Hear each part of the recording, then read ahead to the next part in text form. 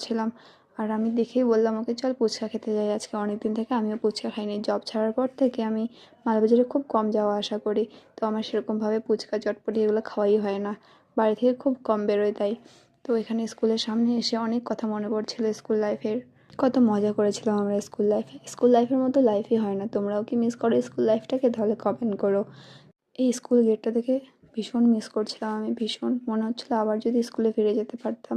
সেই ক্লাস 5 থেকে 12টা কোন দিকে কেটে গেছে বুঝতেই পারিনি। স্কুলের কথা মনে করতে করতে এখানে ফুচকাও রেডি হয়ে গেছিলো আমাদের। আমরা আজকে খেয়েছিলাম রাজধানী ফুচকা। রাজধানীটা খেতে এত ভালো লাগে, আমার তো ভীষণ পছন্দ। ওটার মধ্যে আবার দই দিলে আবার বেশি টেস্টি লাগে খেতে। তোমাদের ওখানে এই ফুচকার নাম কি? কমেন্ট করো। আমাদের এখানে তো এটাকে রাজধানী বলি আমরা। তো এই তো আমার ওকেও দিয়ে দিয়েছে ফুচকা।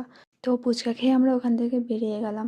আজকে মাধ্যমিক পরীক্ষা ছিল, সব স্টুডেন্টদের এক্সাম শেষে ওয়েট করছিল বাড়িতে যাওয়ার জন্য। তারপরে আমরা ওখান থেকে চলে গেলাম রড নিতে, কারণ পর্দা লাগালে তো রডও লাগবে। সেদিন আমি রড নিইনি, তো এই তো রড নিতে চলে এসেছি। এটা নাকি হোলসেল দোকান, বাবা বলেছিল এখান থেকেই নিতে।